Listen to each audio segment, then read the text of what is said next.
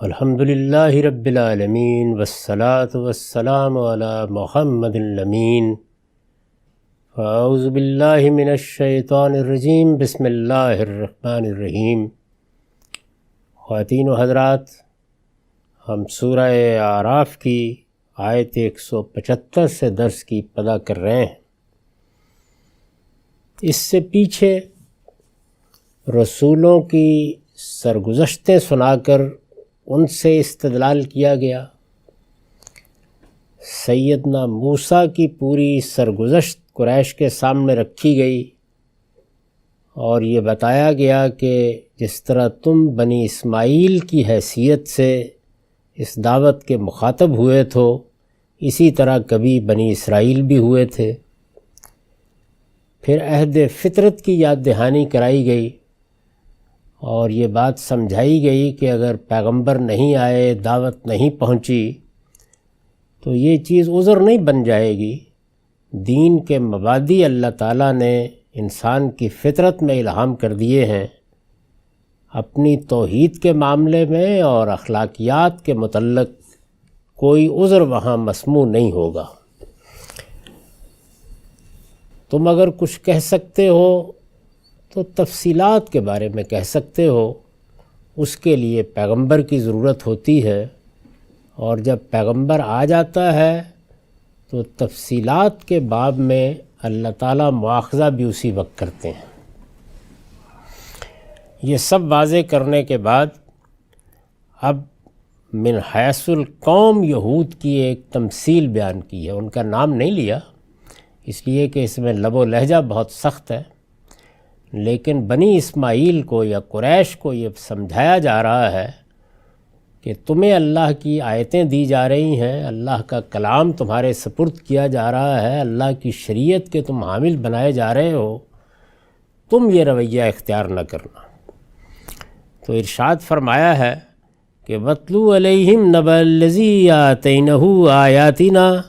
فَانسَلَخَ مِنْهَا فَأَتْبَعَهُ الشَّيْطَانُ فَكَانَ مِنَ الْغَاوِينَ۔ اور اس کی سرگزشت بھی انہیں سناؤ جسے ہم نے اپنی آیتیں عطا فرمائی تھیں مگر وہ ان سے نکل بھاگا۔ اللہ تعالیٰ نے یہود کو یہ غیر معمولی شرف دیا کہ وہ اللہ تعالیٰ کے لیے اپنے آپ کو وقف کریں، قومی حیثیت سے اللہ کی دعوت کے علمبردار بنیں۔ اللہ تعالیٰ جس طرح انسانوں میں سے پیغمبروں کا انتخاب کرتا ہے، اس نے اس امت کا انتخاب کیا، اس کا اصطفیٰ کیا اور اس کو ایک بڑی ذمہ داری دی جو اس کے لیے باعث فضیلت بھی ہے کہ دنیا کی قوموں میں سے اس قوم کا انتخاب کیا گیا۔ یہ اللہ تعالیٰ کی دعوت، اللہ تعالیٰ کی شریعت کے علمبردار بن کے دنیا میں رہے۔ اس کو دو لفظوں میں بیان کر دیا ہے کہ ہم نے اسے اپنی آیتیں عطا فرمائی تھی۔ تو ارشاد ہوا کہ اب ان کے سامنے وہ سرگزشت بھی رکھ دو کہ ہم نے تو یہ بڑا شرف دیا لیکن وہ نکل بھاگا، یعنی اس ذمہ داری کو ٹھیک طرح سے ادا نہیں کر پایا، قومی حیثیت سے انحراف کیا۔ ہونا تو یہ چاہیے تھا کہ یہ دعوت، یہ پیغام جو بنی اسرائیل کو دیا گیا تھا یہ انسٹیٹیوشن بن جاتا، دنیا بھر میں وہی اس کے محور اور مرکز ہوتے، یہاں تک کہ سیدنا مسیح کی شخصیت بھی انہی کے ہاں اس درجے قبول کی جاتی کہ اس سے فائدہ اٹھا کر دنیا تک خدا کا پیغام پہنچایا جاتا۔ پھر محمد الرسول اللہ صلی اللہ علیہ وسلم کا بھی استقبال کیا جاتا، لیکن انہوں نے کچھ نہیں کیا، اس کو ایک لفظ میں ادا کر دیا ہے کہ وہ بھاگ نکلا، فَانْسَلَخَ مِنْهَا۔ اس پر میں نے لکھا ہے یہ من حیث القوم یہود کی تمثیل ہے، یعنی کسی فرد کو یہاں موضوع نہیں بنایا گیا بلکہ قومی حیثیت میں ایک تمثیل پیش کی گئی ہے۔ آگے یہ بات قرآن نے خود واضح کر دی ہے، یعنی جیسے ہی یہ بات آگے بڑھے گی تو یہ بالکل واضح ہو جائے گا، لیکن آیت میں چونکہ لفظ الذی آیا ہے اس لیے مختلف اشخاص کی طرف توجہ ہوتی ہے، یعنی آیت چونکہ اس طرح شروع ہو رہی ہے کہ اس کی سرگزشت بھی انہیں سناؤ، ان کی نہیں کہا، تو اس وجہ سے یہ خیال ہوتا ہے کہ یہ شاید کسی ایک شخص کی، کسی فرد کی، تاریخی کسی شخصیت کی تمثیل ہے۔ یہ آگے سے واضح ہو جاتا ہے کہ یہ در حقیقت یہود کی من حیث القوم تمثیل ہے۔ استاذ امام امین احسن اصلاحی نے وضاحت فرمائی ہے، وہ لکھتے ہیں الذی اگرچہ اصلاً معرفہ کے لیے آتا ہے، لیکن تمثیلات میں یہ لازم نہیں ہے کہ اس سے کوئی معین شخصی مراد ہو۔ عربی زبان کے اس اسلوب کی طرف توجہ دلائی گئی ہے کہ اس میں الذی لازماً کسی ایک شخص یا ایک متعین فرد کے لیے نہیں آتا۔ تمثیلات میں بعض اوقات ایک تصویر بنا دی جاتی ہے تو اس میں بھی یہی اسلوب اختیار کیا جاتا ہے، لیکن تمثیلات میں یہ لازم نہیں ہے کہ اس سے کوئی معین شخصی مراد ہو جو خارج میں بھی موجود ہو، بلکہ متکلم جس کی تمثیل پیش کرنا چاہتا ہے اس کو نگاہ میں رکھ کر اس کا ایک ایسا سراپا آراستہ کر دیتا ہے جو اس پر پوری طرح منطبق ہو جاتا ہے۔ یعنی ایک تصویر بنائی جاتی ہے اور وہ تصویر ایک شخصیت پیدا کر دیتی ہے، خواہ وہ بحیثیت قوم کرے یا بحیثیت فرد کرے۔ تو یہ طریقہ قرآن مجید میں بھی اختیار کیا گیا ہے اور اس کی سب سے خوبصورت مثالیں انجیل میں ملتی ہیں۔ چونکہ پیش نظر صرف واقعے کی تصویر کشی ہوتی ہے، اس وجہ سے تقاضائے بلاغت یہ ہوتا ہے کہ اس کو نکرہ کے بجائے معرفہ کے لفظوں میں ذکر کیا جائے۔ یعنی کوئی آدمی، کوئی قوم کے بجائے ایک متعین تصویر سامنے لائی جاتی ہے۔ یوں سمجھ لیجئے کہ اس اسلوب سے یہ پیش نظر ہوتا ہے کہ وہ تصویر اگرچہ کسی معین شخص کی تو نہیں ہے، لیکن اب ایک کردار کی حیثیت سے وہ ایک معین شخص کے طور پر سامنے آئے۔ اس وجہ سے تقاضائے بلاغت یہ ہوتا ہے کہ اس کو نکرہ کی بجائے معرفہ کے لفظوں میں ذکر کیا جائے تاکہ تمثیل ایک خاص شخص کی صورت میں متمثل ہو کر اس طرح سامنے کے سامنے آ جائے کہ گویا اس نے اس کی سرگزشت صرف سنی ہی نہیں بلکہ خود اس کو اپنی آنکھوں سے دیکھ بھی لیا۔ یعنی یہ طریقہ اختیار کیا جاتا ہے کہ گویا ایک شخصیت، ایک کردار کو متمثل کر دیا جاتا ہے، اس کی پوری تصویر بنا دی جاتی ہے تاکہ آپ گویا اس کو اپنی آنکھوں سے دیکھ لیں کہ یہ کیا ہوا ہے۔ تو یہاں یہی طریقہ اختیار کیا ہے قرآن نے۔ وَاتْلُ عَلَيْهِمْ نَبَأَ الَّذِي آتَيْنَاهُ آيَاتِنَا فَانسَلَخَ مِنْهَا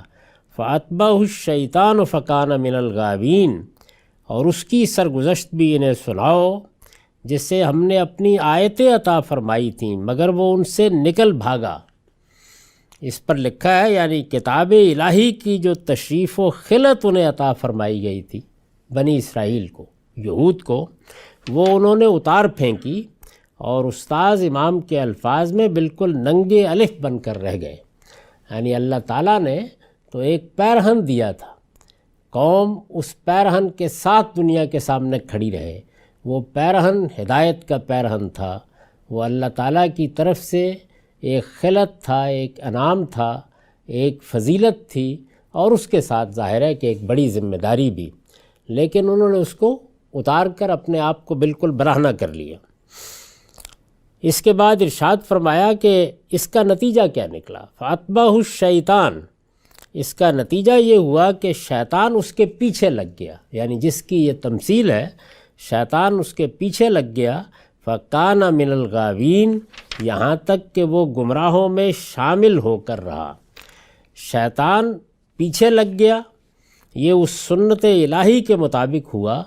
جو سورہ زخرف کی آیت 36 میں بیان ہوئی ہے کہ جو خدائے رحمان کی یاد دہانی سے منہ پھیرتے ہیں ان پر ایک شیطان مسلط کر دیا جاتا ہے، پھر وہ اس کے ساتھی بن کر زندگی بسر کرتے ہیں۔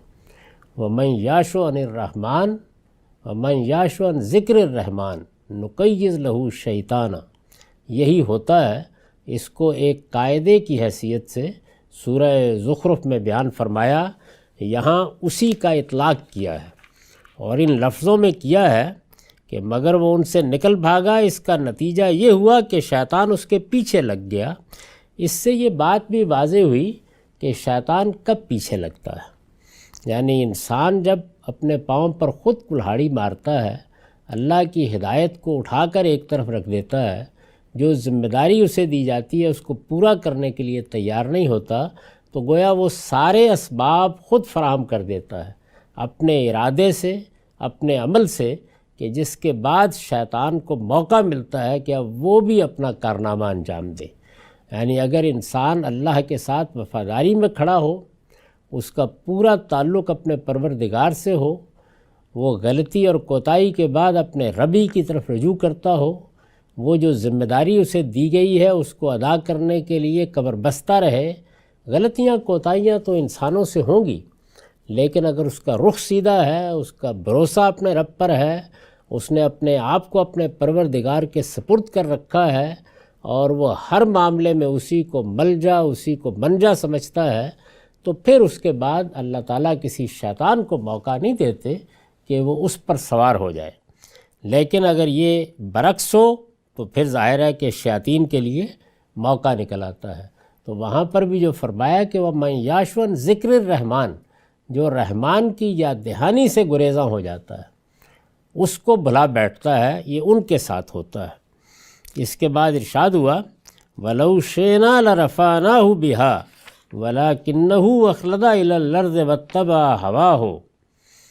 اگر ہم چاہتے تو ان آیتوں کے ذریعے سے اسے بلندی عطا کرتے،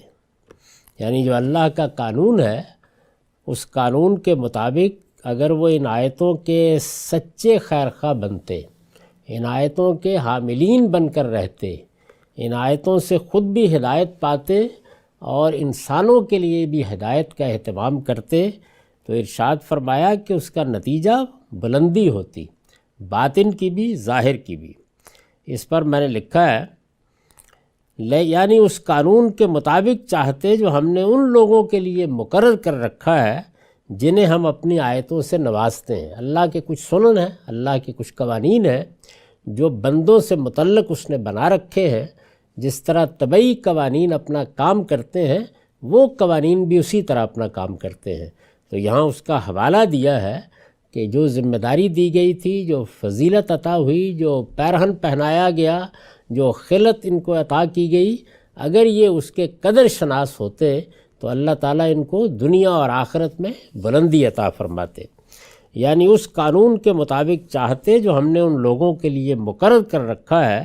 جنہیں ہم اپنی آیتوں سے نوازتے ہیں، وہ قانون یہ ہے کہ اگر ان آیتوں کی قدر کریں گے تو ان کے ذریعے سے انہیں دنیا و دین کی سرفرازی حاصل ہوگی، دین و دنیا کی سرفرازی حاصل ہوگی، اور ان سے گریز کر کے اپنی خواہشوں کے غلام ہو کر رہ جائیں گے تو انہی کے حوالے کر دیے جائیں گے۔ یعنی اللہ تعالیٰ پھر خواہشوں ہی کی پیروی میں لوگوں کو چھوڑ دیتا ہے۔ جب وہ اس کے قانون کی خلاف ورزی پر اصرار کرتے ہیں، یعنی قانون ہدایت کی، قانون ضلالت کی، اللہ تعالیٰ کی رحمت کیسے حاصل ہوتی ہے اس کے قانون کی، اس کے جو سنن انسان سے متعلق ہے ان کی جب خلاف ورزی کرتے ہیں تو ظاہر ہے کہ اس خلاف ورزی کا باعث کیا چیز بنتی ہے؟ انسان کی احوا، خواہشیں، تمنائیں، انسان جن کا اسیر ہو کر رہ جاتا ہے، تو اللہ تعالیٰ کہتے ہیں کہ پھر اس کو انہی خواہشوں کی پیروی میں لذت حاصل ہوتی ہے، ہم انہی کے حوالے اس کو کر دیتے ہیں، پھر وہ انہی کا اسیر ہو کر رہ جاتا ہے۔ معاف کیجیے، اگر ہم چاہتے تو ان آیتوں کے ذریعے سے اسے بلندی عطا کرتے، لیکن ہوا کیا؟ وَلَكِنَّهُ أَخْلَدَ إِلَى الْأَرْضِ، لیکن وہ زمین کا ہو رہا، وَاتَّبَعَ هَوَاهُ، اور اپنی خواہشوں کی پیروی کرنے لگا۔ زمین کا ہو رہا یعنی ہم تو اوپر اٹھانا چاہ رہے تھے، ہم تو یہ چاہتے تھے کہ وہ اپنے اندر کی رفتوں کو دنیا میں پائے، یہاں پر بھی اللہ اسے سرفرازی دے اور قیامت میں بھی سرفرازی حاصل کرے، لیکن وہ زمین کا ہو رہا اور اپنی خواہشوں کی پیروی کرنے لگا۔ اب اس کے بعد وہ تمثیل ہے، فَمَثَلُهُ كَمَثَلِ الْكَلْبِ، چنانچہ اس کی مثال کتے کسی ہو گئی، ان تحمل علیہ یلہس او تترکہ یلہس، کہ تم اس پر پتھر اٹھاؤ جب بھی زبان نکالے رہتا ہے اور چھوڑ دو جب بھی زبان نکالے رہتا ہے۔ اس تمثیل کو حرص اور دنات کی تمثیل سمجھنا چاہیے۔ چنانچہ میں نے لکھا ہے کہ یعنی زبان نکالے ہوئے حرص و دنات کی تصویر بنا رہتا ہے۔ انسان کے اندر جو ایک کمینہ پن پیدا ہو جاتا ہے، پستی پیدا ہو جاتی ہے، وہ پھر اسی پستی کو پسند کرنے لگ جاتا ہے، اور اس کے ہاں اصل مقصود اس کی حرص، اس کا لالچ بن جاتا ہے، خواہشیں ہی اس کی رہنما ہوتی ہیں، انہی کے حوالے وہ اپنی باغ کر کے پھر دنیا میں زندگی بسر کرتا ہے۔ تو یہاں یہ ارشاد فرمایا کہ یہ کس چیز کی تمثیل ہے؟ یہ تمثیل اس جانور کی ہے جو تم اپنے گرد و پیش میں دیکھتے ہو، اور اس کی تصویر اس طرح کھینچی ہے کہ ان تحمل علیہ یلہس اور تترکہ یلہس، تم اس پر پتھر اٹھاؤ جب بھی زبان نکالے رہتا ہے، اور چھوڑ دو جب بھی زبان نکالے رہتا ہے۔ اسے پیار کیجئے یا دھتکاریے، اس کی یہ حالت کسی حال میں اس سے جدا نہیں ہوتی۔ یعنی دونوں حالتوں میں، ایک میں تصویر ہے اس کو دھتکارنے کی، پیچھے ہٹانے کی، اور ایک میں تصویر ہے اس کو محبت سے قریب کرنے کی۔ اسے پیار کیجئے یا دھتکاریے، اس کی یہ حالت کسی حال میں اس سے جدا نہیں ہوتی۔ ہم اپنی زبان میں بھی اس شخص کو جو دنیا کی حرص میں اندھا ہو رہا ہو، اسی رعایت سے دنیا کا کتا کہتے ہیں۔ تو قرآن مجید نے یہ تمثیل بیان کی ہے کہ جب اپنی خواہشوں کی پیروی کرو گے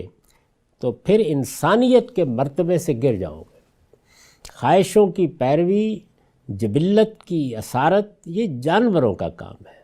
انسان اس سے بلند ہو کر اپنا کوئی نصب العین تلاش کرتا ہے، کوئی آدرش ہے جس کے لیے زندگی بسر کرتا ہے، اس کو جو اللہ تعالیٰ نے جمالیاتی احساس دیا ہے اس کی تسکین کے اسباب ڈھونڈتا ہے، اس کو جو اخلاقی وجود دیا ہے اس میں اعلیٰ ترین اخلاق کی مرتبے تک پہنچنے کی سعی کرتا ہے،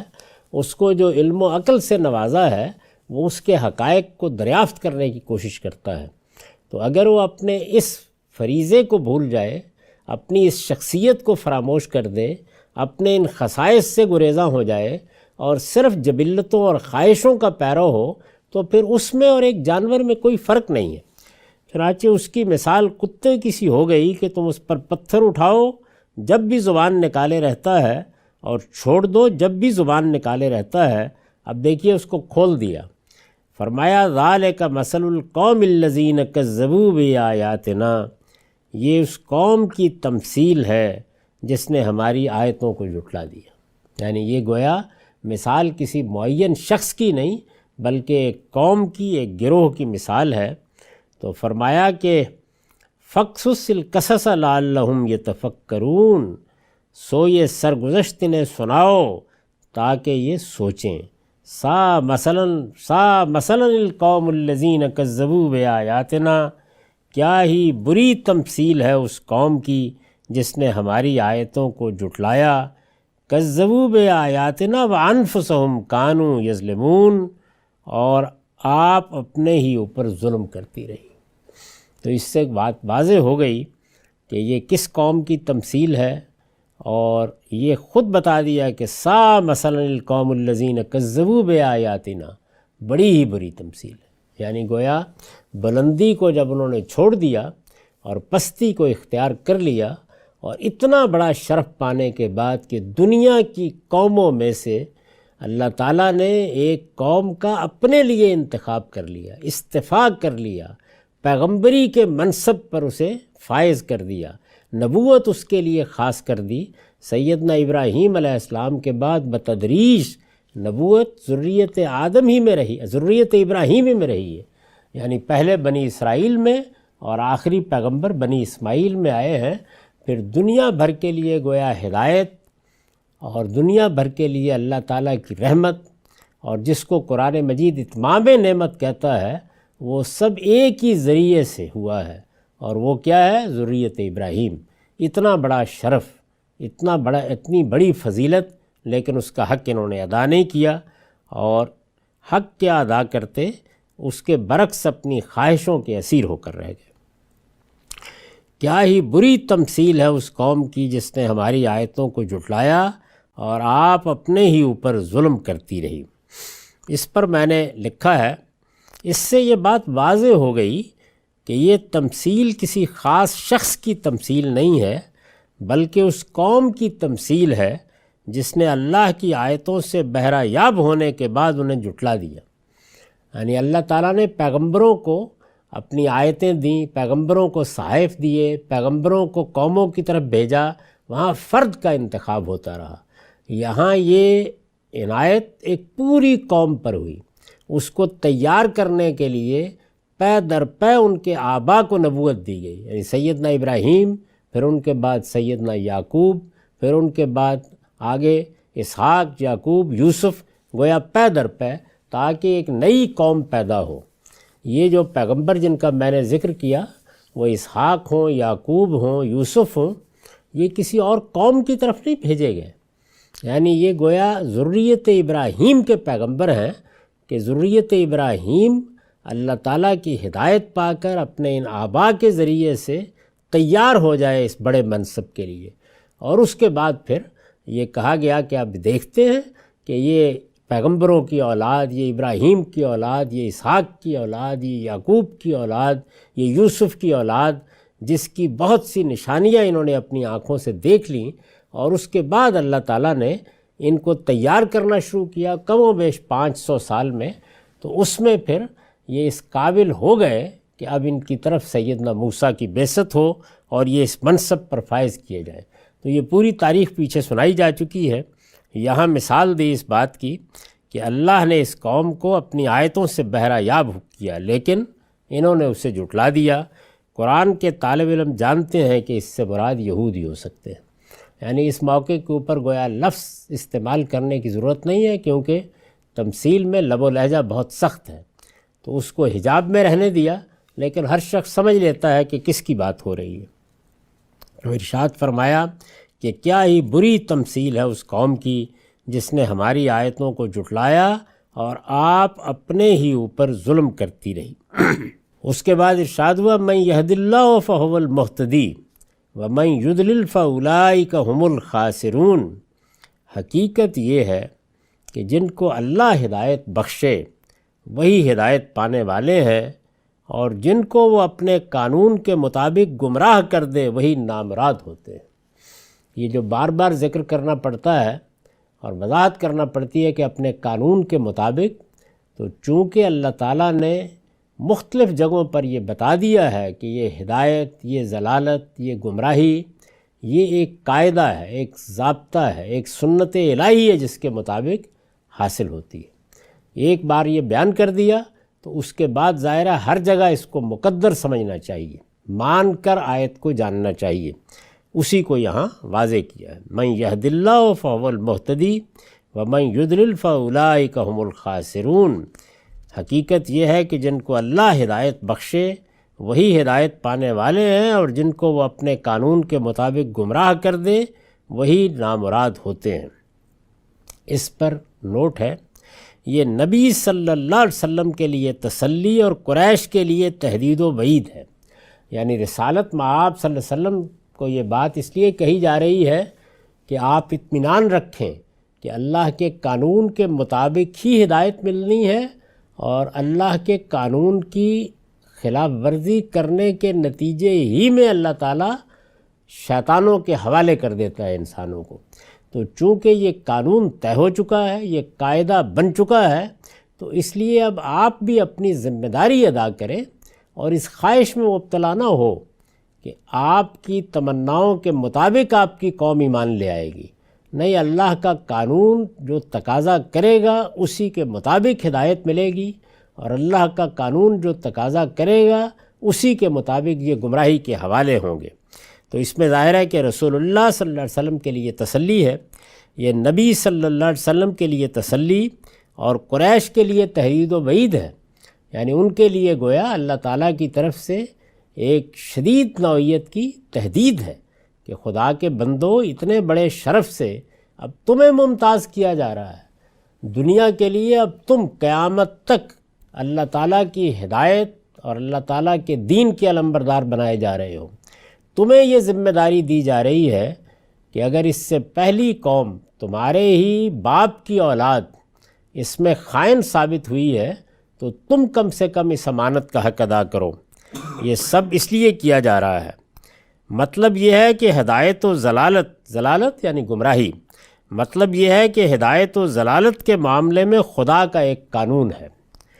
اس کے تحت ہدایت انہی کو ملتی ہے جو اس کے سچے طالب ہوتے ہیں۔ یہ ہے وہ قانون۔ اس کے تحت ہدایت انہی کو ملتی ہے جو اس کے سچے طالب ہوتے ہیں، اور جو خواہشوں کی غلامی اختیار کر لیتے ہیں وہ گمراہی کے لیے چھوڑ دیے جاتے ہیں۔ یعنی جو چیز فیصلہ کن ہوتی ہے ہدایت اور ضلالت میں، ہدایت اور گمراہی میں جو چیز فیصلہ کن ثابت ہوتی ہے، وہ انسان کا یہ رویہ ہے کہ وہ اپنے آپ کو ڈسپلن کرنے کے لیے تیار ہے، اعلیٰ آدرشوں کے لیے جینے کا حوصلہ رکھتا ہے، کسی بڑے نصب العین کو سامنے رکھ کر زندگی بسر کرنا چاہتا ہے، یا خواہشوں کا اسیر ہو کر رہ جاتا ہے۔ یہ بنیادی بات ہے۔ تو دیکھیے اس کو کس خوبصورتی کے ساتھ قرآن مجید نے یہاں واضح کر دیا۔ اس کے تحت ہدایت انہی کو ملتی ہے جو اس کے سچے طالب ہوتے ہیں، اور جو خواہشوں کی غلامی اختیار کر لیتے ہیں وہ گمراہی کے لیے چھوڑ دیے جاتے ہیں، انہیں کبھی راہ ہدایت نصیب نہیں ہوتی۔ اس لیے ہر شخص پر واضح ہونا چاہیے کہ جو کچھ ہو رہا ہے اسی قانون کے مطابق ہو رہا ہے۔ یعنی یہ قانون سائنس کے قوانین کی طرح ہے۔ کسی حق کے سچے طالب کو اللہ تعالیٰ کبھی ہدایت سے محروم نہیں کرتے، اور جب آدمی خود رکاوٹیں پیدا کر لیتا ہے، یعنی کبھی اپنے تعصبات کی رکاوٹیں، کبھی اپنے آباء کی رکاوٹیں، کبھی اپنے جذبات کی رکاوٹیں،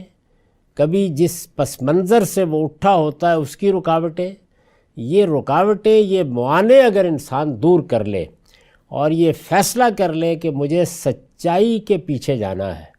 میرے لیے اس کی کوئی اہمیت نہیں ہے کہ میں بالکل تنہا رہ جاؤں، اور جیسے کہ استاذ امام کہا کرتے تھے کہ میرا سایہ بھی میرا ساتھ نہ دے، تو میں حق کا طالب بن کے رہوں گا، میں سچائی کو جانوں گا اور ہر حال میں جانوں گا۔ یہ میرے لیے کوئی اہمیت کی چیز نہیں ہوگی کہ ہزاروں لوگ کیا کہہ رہے ہیں، کروڑوں لوگ کیا کہہ رہے ہیں، اربوں لوگ کیا کہہ رہے ہیں۔ مجھے اپنے رب سے ہدایت کی طلب کرنی ہے، اور اسی کے لیے دست بدعا رہنا ہے، اور جو میرے بس میں ہے میں اس ہدایت کو پانے کے لیے کروں گا۔ بس یہ ایک بنیادی فیصلہ ہے۔ اس کے بعد ایسا نہیں ہو سکتا کہ انسان کو اللہ تعالیٰ گمراہی کے حوالے کرتے، یہ اس کے قانون کے خلاف ہے، اور یہ قانون بالکل اٹل ہے، 2 اور 2 4 کی طرح ہے۔ ہاں،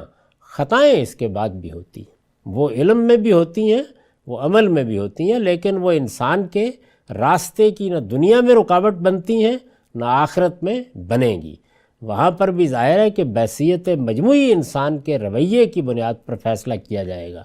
لیکن اگر کسی شخص نے یہ سوچ لیا کہ میں لوگوں کو کیا منہ دکھاؤں گا، میں اپنی قوم سے کیسے الگ ہوں گا، میں اپنے تعصبات کے ساتھ کیا معاملہ کروں گا، یہ بڑے بڑے لوگ جو میری تاریخ میں ہیں اور میرے آباء ہیں ان کے ساتھ کیا معاملہ ہوگا، تو یہ وہ چیزیں ہیں کہ جو انسان کو اسیر بنا دیتی ہیں۔ ان سے بالا تر ہو کر علم کے جو ذرائع اللہ تعالیٰ نے پیدا کیے ہیں، اور وہ میں کئی مرتبہ عرض کر چکا ہوں کہ بالکل متعین ہے، یعنی میرے باطن کی گواہی، میری فطرت کی گواہی، اس کے بعد میرا مشاہدہ، میرا تجربہ، مشاہدے اور تجربے سے جو حقائق واضح ہوتے ہیں ان سے استنباط، استدلال، اور پھر اللہ کی کتاب۔ اگر انسان یہ فیصلہ کر لے کہ مجھے انہی علم کے ذرائع کی بنیاد پر تمام آراء قائم کرنی ہے، اور ہر چیز کا تجزیہ اسی بنیاد پر کرنا ہے، خواہ میں براہ راست یہ کام کروں، خواہ میں کسی شخص، کسی صاحب علم کی رائے کی ترجیح قائم کروں، مجھے کرنا یہی کام ہے، تو اللہ تعالیٰ اس کو ہدایت دیتے ہیں۔ یہ قانون قرآن مجید میں بڑی وضاحت سے بیان ہوا ہے۔ تو اب یہ بات واضح کر دینے کے بعد یہ ارشاد فرمایا کہ فَأُولَٰئِکَ هُمُ الْخَاسِرُونَ، یعنی پھر وہی نامراد ہوتے ہیں، ان کے لیے پھر اللہ تعالیٰ کی رحمتیں ختم ہو جاتی ہیں۔ وَلَقَدْ ذَرَأْنَا لِجَهَنَّمَ كَثِيرًا مِنَ الْجِنِّ وَالْإِنسِ لَهُمْ قُلُوبٌ لَا يَفْقَهُونَ بِهَا وَلَهُمْ أَعْيُنٌ لَا يُبْصِرُونَ بِهَا وَلَهُمْ آذَانٌ لَا يَسْمَعُونَ بِهَا أُولَٰئِکَ كَالْأَنْعَامِ بَلْ هُمْ أَضَلُّ اولئک هم الغافلون، پیچھے ایک بڑی سخت مثال دی تھی، اب اس پہ استدلال کیا ہے، یعنی یہ بتایا ہے کہ ایک قوم کے رویے کو کیوں ایک جانور سے تشبیہ دی گئی، یہ ایک سخت بات تھی، تو دلیل دی ہے کہ انسان اپنے طرز عمل کے نتیجے میں اپنے آپ کو انسان کہلانے کا مستحق بناتا ہے۔ فرمایا یہ متنبع ہو جائے، یعنی قریش جو مخاطب ہیں سورہ کے، رسالت مآب صلی اللہ علیہ وسلم کی قوم ہے جس کے سامنے یہ خطبہ دیا جا رہا ہے، یہ متنبع ہو جائیں جنوں اور انسانوں میں سے بہتوں کو ہم نے جہنمی کے لیے پیدا کیا۔ یہ بہت سخت بات ہے، کیا مطلب ہے اس کا؟ اس پر میں نے لکھا ہے یہ سخت غصے اور تہدید کا جملہ ہے، یعنی سورہ آگے بڑھ رہی ہے، استدلال کیا جا رہا ہے، سرگزشتیں سنائی جا رہی ہیں، تاریخ سامنے رکھی جا رہی ہے، فطرت کے حقائق کھولے جا رہے ہیں، مخاطبین ٹس سے مس نہیں ہو رہے، یعنی ایسا نہیں ہو رہا کہ وہ لپک پڑے، جیسے قرآن مجید نے بتایا ہے کہ صالحین کی آنکھوں سے اس قرآن کو سن کر آنسو بہہ نکلتے ہیں، وہ پکار اٹھتے ہیں کہ یہ ہمارے رب نے ہمیں ہدایت دی ہے، یہاں کچھ نہیں ہو رہا۔ تو ظاہر ہے کہ انسانوں کے اس رویے اور اس سخت دلی پر اب تہدید آخری درجے میں پہنچ گئی ہے۔ یہ سخت غصے اور تہدید کا جملہ ہے، اس کے معنی یہ ہے کہ جنوں اور انسانوں کی بڑی تعداد نے سرکشی کا جو رویہ اختیار کیا ہے، مہلت دی گئی، اللہ نے زمین پر بھیجا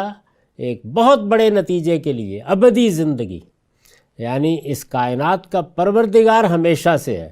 بشارت دی گئی کہ تم ایک ایسی مخلوق ہو جو ہمیشہ رہے گی، اس سے بڑی کوئی چیز نہیں ہو سکتی،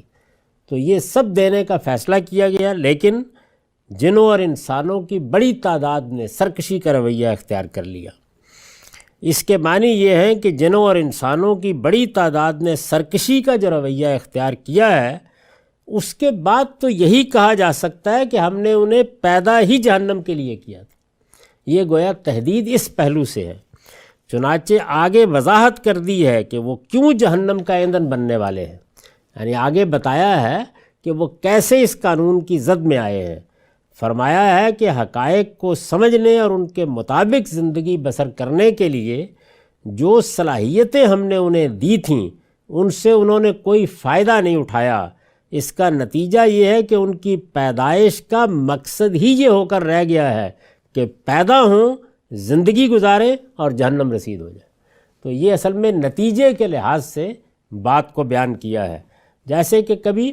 آپ نے سنا ہوگا کہ مائیں غصے میں آئیں تو کہتی ہیں کہ میں نے تمہیں پیدا ہی اس لیے کیا تھا کہ تم شہر شہر آوارہ گردی کرتے پھرو۔ یہ گویا اپنی طرف سے سخت غصے، سخت مایوسی، سخت تہدید کا انداز ہوتا ہے، وہی قرآن نے یہاں اختیار کیا۔ یہ متنبع ہو جائیں جنوں اور انسانوں میں سے بہتوں کو ہم نے جہنمی کے لیے پیدا کیا ہے، کیوں؟ ان کے دل ہیں جس سے وہ سمجھتے نہیں، لہم قلوب لا یفقہون بہا، بہت ہی خوبصورت استدلال ہے، دل دیا ہے میں نے، ایسا نہیں ہے کہ سینے دل سے خالی ہیں، دماغ سے خالی ہیں، سوچنے اور سمجھنے کی صلاحیت نہیں ہے، لیکن اس کو استعمال نہیں کرتے، لا یفقہون بہا، جن سے وہ سمجھتے نہیں ہیں، وَلَهُمْ أَعْيُنٌ لَا يُبْصِرُونَ بِهَا، ان کی آنکھیں ہیں جن سے وہ دیکھتے نہیں ہیں۔ میں نے اندھا نہیں پیدا کیا، بصیرت دی ہے، بصارت دی ہے، آنکھیں دی ہیں، مشاہدہ کرتے ہیں حقائق کا، لیکن دیکھتے نہیں ہیں۔ اس کے بعد فرمایا وَلَهُمْ آذَانٌ لَا يَسْمَعُونَ بِهَا، ان کے کان ہیں جس سے وہ سنتے نہیں۔ تو یہ گویا وہ سب صلاحیتیں ہیں جو میں نے دی ہیں، انہی صلاحیتوں کا نام انسان ہے۔ یہاں ظاہر ہے دیکھنے سے مراد کیا ہے؟ بصیرت کی آنکھ سے دیکھنا۔ سننے سے مراد کیا ہے؟ عبرت کے کان سے سننا۔ اور سوچنے سے کیا مراد ہے؟ کہ حقائق کو صحیح ترتیب سے رکھ کر مشاہدے سے، تجربے سے صحیح نتائج اخذ کرنا، وہ نہیں کرتے۔ اس پر میں نے لکھا ہے یہ سمجھنا، دیکھنا اور سننا اپنے حقیقی مفہوم کے لحاظ سے ہے، یعنی یہ وہ دیکھنا نہیں ہے کہ جیسے میں دنیا کی اشیاء کو دیکھتا ہوں یا خارج کو دیکھتا ہوں۔ یہ سمجھنا، دیکھنا اور سننا، تین الفاظ استعمال کیے نا، لا یفقہون بہا، لا یبصرون اور لا یسمعون۔ یہ سمجھنا، دیکھنا اور سننا اپنے حقیقی مفہوم کے لحاظ سے ہے، ورنہ مطلوبات بطن و فرج کے لیے تو وہ ہر چیز کو خوب سمجھتے، دیکھتے اور سنتے۔ یعنی جو خواہشیں ہیں، یعنی انسان کی یہ دنیوی زندگی میں اس کی جو جبلتوں کے تقاضے ہیں، ان کے لیے خوب دیکھتے، خوب سنتے اور خوب سمجھتے ہیں۔ اپنی خواہشوں کو پورا کرنے کے لیے ایسی ایسی منصوبہ بندی کرتے ہیں، ایسے ایسے حقائق دریافت کرتے ہیں، لیکن یہ سب صلاحیتیں دی تو اس لیے گئی تھیں کہ ان سے حق کی معرفت ہو، ان سے خدا کی پہچان ہو، ان سے عقبہ کی راہ نظر آئے، لیکن یہ سب چیزیں ان کے لیے بے معنی ہو جاتی۔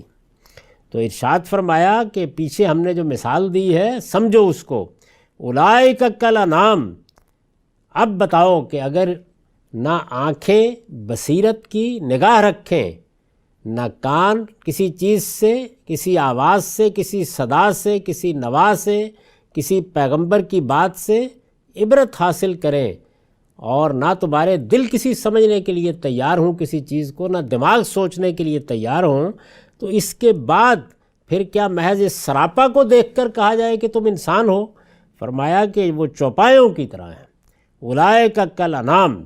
وہ چوپایوں کی طرح ہیں، بل ہم اضل، بلکہ ان سے بھی زیادہ بھٹکے ہوئے ہیں۔ وہ چوپایوں کی طرح ہیں بلکہ ان سے بھی زیادہ بھٹکے ہوئے ہیں۔ اولئک هم الغافلون، وہی ہیں جو بالکل غافل ہے، یعنی اپنے آپ سے، اپنی حقیقت سے، کائنات کے حقائق سے، اس کائنات کے پیچھے کار فرما علم اور حکمت سے، اس کی معنویت سے، ہر چیز سے غافل ہے۔ استاد امام لکھتے ہیں چوپایوں کی مانند اس وجہ سے ہے کہ جس طرح چوپایوں کی طلب و جستجو بس اپنے پیٹ اور تن کی مطلوبات ہی تک محدود ہوتی ہے،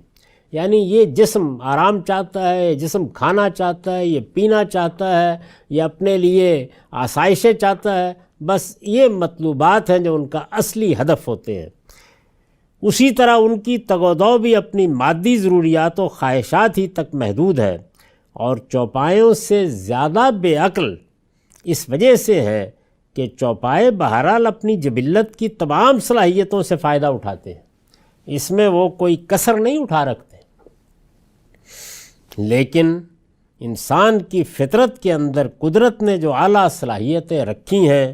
ان سے نہ صرف یہ کہ وہ حقیقی فائدہ نہیں اٹھاتا، بلکہ بسا اوقات اس سے ایسی حرکتیں صادر ہوتی ہیں جو ایک بیل یا ایک گدھے سے بھی کبھی صادر نہیں ہوتی۔ مثلا انسان ہو کر اتنا بے عقل اور کج فہم بن جاتا ہے کہ درختوں، پتھروں اور جانوروں کی پرستش شروع کر دیتا ہے، لیکن ایک گدھا یا بیل ایسی بے عقلی کبھی نہیں کر سکتا۔ فرمایا کہ یہی لوگ ہیں جو اصلی اور حقیقی بے خبر ہیں، اس لیے کہ یہ بے خبری چوپایوں میں بھی نہیں ہے، یہ غفلت چوپایوں میں بھی نہیں ہے۔ تو فرمایا کہ اولئک هم الغافلون، یہ غفلت، یہ بے خبری، یہ بے پرواہی، یہ حقائق سے بے اعتنائی، یہ کس وقت پیدا ہوتی ہے؟ جب اللہ تعالیٰ کی وہ عظیم نعمت جو اس نے انسان کو دی ہے، یعنی ایک صالح فطرت جس پر اسے پیدا کیا ہے، وہ نہ اس کو سمجھنے کے لیے تیار ہوتا ہے، اور نہ اس فطرت کے جو مطلوبات پھر اس کے علم میں، اس کی عقل میں، اس کے مشاہدے میں آتے ہیں، ان سے کوئی سبق حاصل کرنے کے لیے تیار ہوتا ہے۔ اور بدرجہ آخر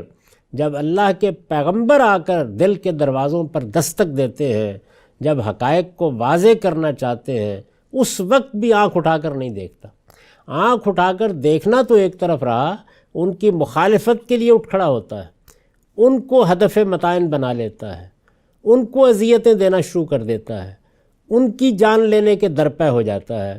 تو پھر غفلت کا نتیجہ اس سرکشی کی صورت میں نکلتا ہے۔ ارشاد فرمایا کہ اگر کسی کے ہاں یہ چیز پیدا ہو جائے تو پھر کیسے توقع کرتے ہو کہ اس کو انسان کہا جائے یا انسان مانا جائے؟ انسان تو نام ہے عقل کا، بصیرت کا، عبرت کا، استدلال کا۔ انسان کیا اس چیز کا نام ہے کہ اپنی جبلتوں کی تسکین کے لیے جدوجہد کرتا رہے؟ یہ تو گدھے بھی کرتے ہیں اور دوسرے جانور بھی کرتے ہیں۔ اقول قولی ھذا واستغفر اللہ لی ولکم ولسائر المسلمین۔